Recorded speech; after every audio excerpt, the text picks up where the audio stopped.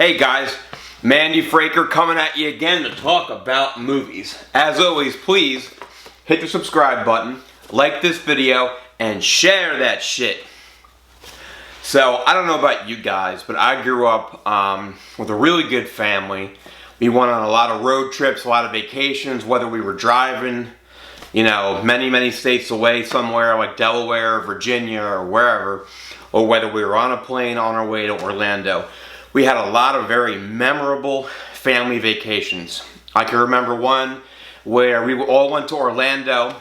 My sister threw up at the dinner table at a Perkins restaurant. To this day, Perkins is very traumatizing. And I got sick from her, I guess, and I threw up at a SeaWorld.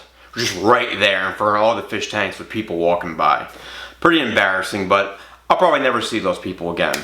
So, I really value the National Lampoon Vacation movie series because of things like that. So I wanted to give you 2 facts about each of the 3 movies. Now I say 3 even though there's 5. You got National Lampoon Vacation, European Vacation, and Christmas Vacation, which I regard as the only 3 real National Lampoon movies. But you also have Las Vegas Vacation, which is just absolutely horrible. And there's one with the guy who plays Stu in Hangover. It was okay, but it wasn't really, you know, in the same series there. So, let's start with National Lampoon's Vacation. So, recognize this?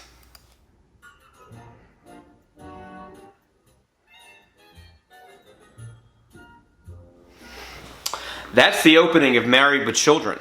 But if you look really closely at that station wagon just before the word married drops in and the credits come in, that is the Griswold family Truckster. So they pulled footage from National Lampoon's Vacation and put it into the credits of Married with Children. They're both in Chicago. So I thought that was really neat. Fact number 2. Originally, the Griswolds are going to drive cross country to Disneyland. Disneyland would not allow them to use this because Disneyland is open 365 days a year. And in the movie National Lampoon's Vacation, when they show up to the park, it's closed for the day, and that never happens at Disneyland. So, those are the 2 facts about that. Some of my favorite facts, though, come from European Vacation, which I grew up watching a lot as a kid. So, you have Dana Hill, I believe her name was, or Dara Hill. Dan, just looking at my notes here. Dana Hill.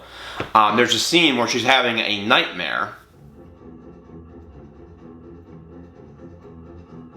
So, if you notice, she's chewing, but not swallowing, because she had type 1 diabetes, which sadly took her life in 1996.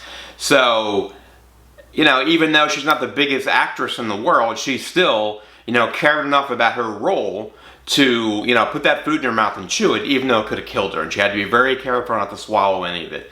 I just thought that was a really interesting fact. And fact number 2, when European Vacation came out, it came out in 1985, and it knocked Back to the Future off the top US box office spot for several weeks. Eventually, Back to the Future reassumed the top spot.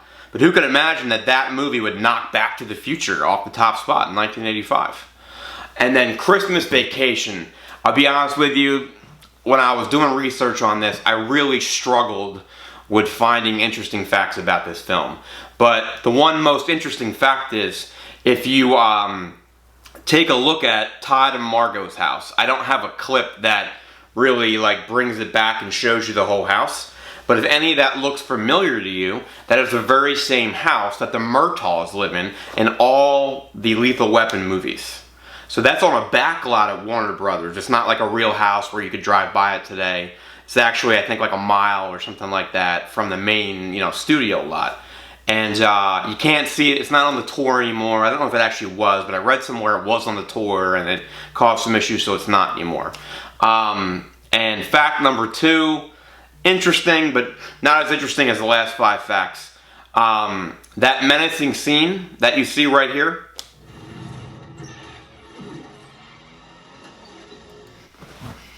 In that scene, there's a blue pickup truck. And it might look familiar. It's the same pickup truck that Kurt Russell drives around in the movie Overboard. So that's all I got for you today on these movies. As always, guys, please continue to enjoy and subscribe to my video. Hit the subscribe button, tell your friends about it, put it on your Facebook page, whatever it is, and I'll keep making these videos. Have a good day, guys. Oh, and don't forget to share that shit.